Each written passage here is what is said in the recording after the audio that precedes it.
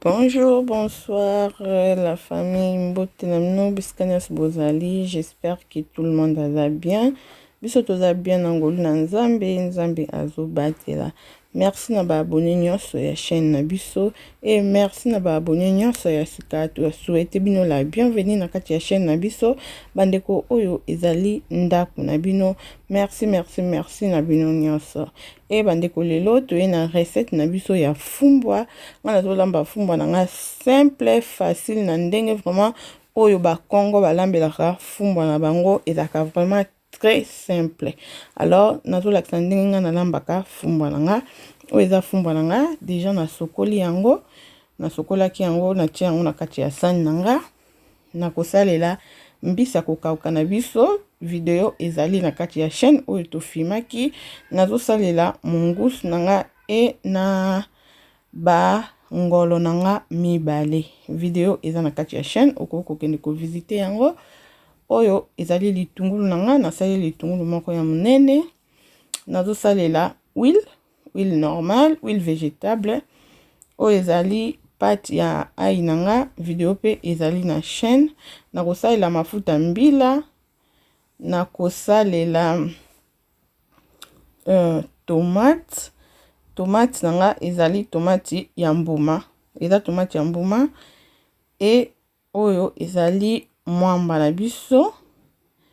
nakosalela poiro na ngai nakosalela ndembi na nga oyo eza ndembi na nga na conservaki video eza na kati ya chaîne pe e nakosalela bouillon ya ba légumes oyo eza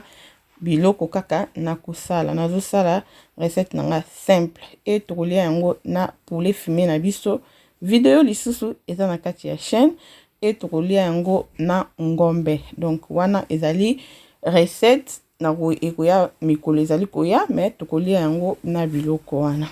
Et alors pour na commencer nazwi fumbwa na nga déjà na sokolaki ndenge na lobaki ne bandeli na tia yango na kati ya nzungu na tia yango mai ya moto. Il faut que sokola fumbwa bien obandi na oponi yango po ezaka na banzete ya makasi après kolongola banzete ya makasi wana osokoli yango e awa bandeko na tie fumbwa na ngai na ke kotia yango na moto na tiki yango wana etoka moke avant na leka na biloko mosusu e awa bandeko ezali mbiso kokauka na biso comme bomoni yango ekauki penza mbisi na nga ekauki alors moyen na lambela yango kaka bongo directement eza te fona fandisa yango na mai parce que ekomi makasi musuni nango ekomi pena makasi mbisa kokauka na biso tosalaki e nazotia yango mai ya moto na tika yango na mopanzi mpona elemba ndambo. Alors wana na tie mai na ngai ya moto oyo etoki bozomona vraiment eza mai ya moto makasi mpo mbisi na biso elemba ekomi makasi pena ndeti ka mbisi oyo tosombaka. Et alors awa fumbwa na biso etoki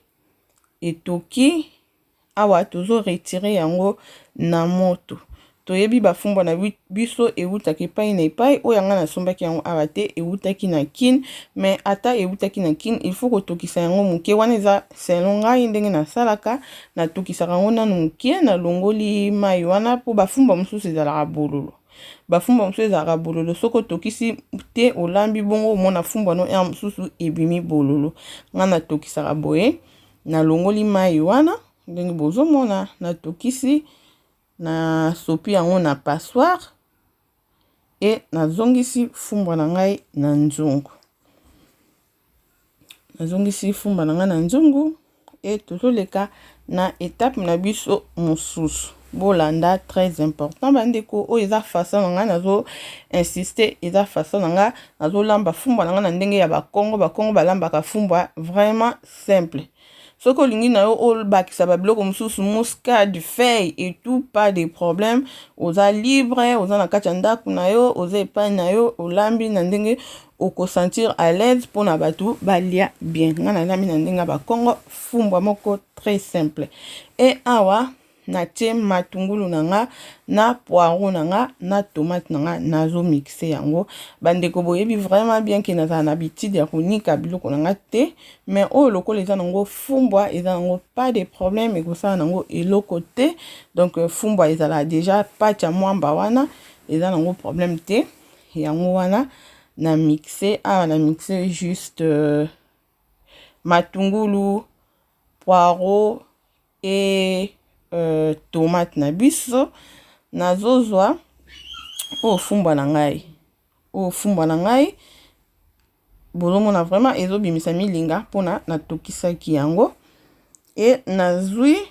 mélange ya nabandi nanu pardon bolimbisi bandeko nabandi nanu kotia mwamba na ngai na fumbwa na ngai nasaleli mulangi o mobimba ya mwamba na bosani so eza combien de grammes natalaki te soki eza combien de grammes nasaleli yango nyonso na mwamba na fumbwa na nga awa nazotia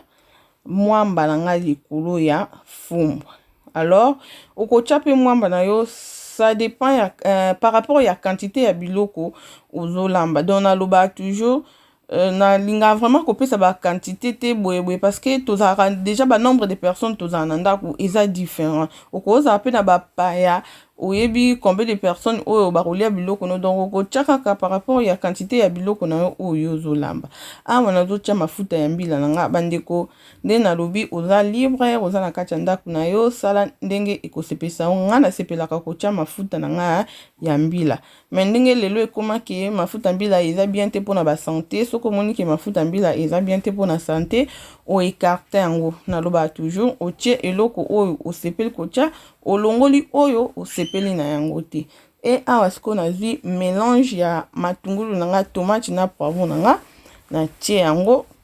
likolo ya fumbwa na ngai awa totie déjà mwamba totie mélange na biso ya tomate matungulu na poivron et awa eza pati na biso ya ai na biso tonika video eza déjà na chaîne okoko visiter yango na tie lutu moko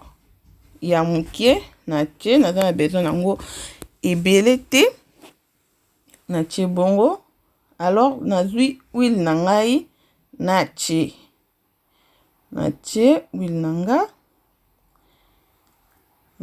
huile na nga ndenge bomoni vraiment biloko na nga bomoni totie mélange ya matungulu poireau ndembi totie tomate na biso totie ai na biso totie mwamba na biso et tozwi mai na biso totie tobakisi mai mais na kotia mai ebele te na bando kobakisa mai na nga malembe parce que na besoin te biloko na nga ekoma supu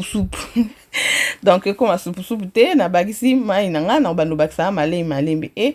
nazwi bouillon na ngai ya ba légumes na tie mais salela bouillon nyonso oyo osepeli nango bouillon nyonso oyo za nango otie pas de problème donc awa na tie bouillon na nga ya ba légumes yango kaka nde na kosalela comme mungwa na biloko na biso donc soki ekoki te na kobakisa donc nasaleli bouillon na nga ya ba légumes et na kopose nzungu na biso na kati ya moto na tie nzungu na biso na kati ya moto totiki yango wana etoka en attendant tozoleka na étape mosusu alors bandeko awa tokomi na étape oyo totiaki mbisi na biso totikaki mbisi na biso na mai ya moto tozongi sikoyo mpona tobanda kolongola yango ba mikuwa etu mpona to assurer ke ba mikuwa eza te na kati ya mbisi na biso tozosalela mungusu et tozosalela ngolo na biso bozomona ekomi pena makasi bomona ngo vera mami eume na mai ya moto mai wana ekomi malili mais eza kaka mibimba donc ekomi penza mbisi ya kokauka na recommande bino bokende ko visiter vidéo soki nani bozwi occasion ya ko visiter vidéo te et alors Oui bandeko, awa toye pona kotala nzungu na biso banda totikaki yango na moto. Namoni mai nanga ekiti na bakisi mai nanga pona na permettre biloko nanga etoka bien. Toujours fumba nanga eza na moto moko ya se parce que nga na lamba fumba na moto moko ya se. Donc fumba nanga esalaki plus de 2 heures du temps na moto moko ya se. Awa na ye pona na bakisa ndembi nanga kombo monaki ni bandeli na présentaki bino ndembi nanga mais na tiaki yango te na bakisi ndembi nanga e na kangi mufinuku nanga jusque là na baloli fumba nanga ite ezotoka juste na moto moko ya se. E awa sikoyo toye pona bomoni fumba nanga vraiment ezo continuer toujours kotoka na moto moko ya se. Nazotikela yango temps pona fumba nanga ebela bien mutu tanga kolia fumba nanga libumu esala ye pasi te. Awa siko toye pona kotia mbisi na biso ya kokauka, mungusu na biso na ngolo na biso. Totie mbisi na biso, e mbisi bandiko pardon fumbo na yebisi bino elengia. E tozongi sikoyo pona toya kobalola fumba na biso. Fumba na biso ewumeli na moto, e awa siko toye pona kobalola fumba na biso. Nga na tika fumba na nga etoki penza so na moni yango pena wi ebeli esala plus de 2 heures de temps na moto moko ya se ezotoka nango malembe. So na sasire pena ke na moni ke mwamba na nga ebeli nde na ye kotia lutu na nga parce que soko baloli déjà fumba ekomaka pasi parce que mwamba na se ekobanda kozika. Alors nga na tika fumba na nga wana soki na moni pena ke non ndenge ewumeli na moto boye fumba na nga ebeli nde na ye kotia lutu na nga. Alors asko na ye na baloli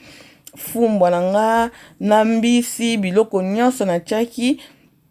na baloli yango très bien pona esangana. E na yaki pe lisusu pona komeka munga na nga na tala soki munga na nga ekoki. E alors na monaki munga na nga ekoki te, na zui lisusu bouillon na ngai ya ba légumes nde na yesaki bino yango na kaka na osalela comme munga na bakisi na baloli fumba na ngai. E bandeko soki deja baloli fumba na yo il faut lisusu kokitisa lisusu volume ya moto na yo parce que sinon te fumba no na se ekozika. Na diminue lisusu moto na nga na kangi nzungu na ngai na tikaki yango bongo. E na zongi lisusu pona na contrôler nzungu na nga. Wa fumbu bandeko na ebisi bino somo elengi na kolia. Ba bon appétit na bino biskanya su bozali bomela kaka soy. Merci ana yesusu ko balola fumba na nga parce que na tiaki yango na moto ya se. E nazo continuer toujours kotala yango, nazo balola ngo na baloli. Alors vraiment fumba na biso tolambi simple na ndenge ya bakongo mais kitoko na kolia bandeko na yebisi bino elengi na kolia na ndenge mo ya kosakana te. Et voilà résultat na biso ya biloko na biso tolambaki yango yo fumba na biso yango yo vraiment kitoko simple facile. Tolia yango na poulet fumé na biso. Video ya comment ko filmer poulet yo moko eza déjà na kati ya chaîne na biso, kende ko visiter yango. Ngombe na biso yango yo ngombe ya kotumba etokolia yango na fufu na biso ya pembe. Bon appétit na bino nyonso, bon appétit na bino. Merci na bino nyonso na ndenge vraiment bozo continuer kotala ba video na biso. Ndenge na loba toujours nzambe na lola ayeba na kopambola bino, ayeba na kobakisela bino oyo ezangi. E bandeko okuta na video ko garder yango kaka pona yo moko te. Aimer, commenter, partager et kosala biso bien. Bobo santé ba suggestion na bino, bobo santé ko commenter, boye bisa biso pe video nini oyo bozana ngo besoin toye la bino prochainement. Pona lelo to suki awa to kuta na mbala ya sima. Bye.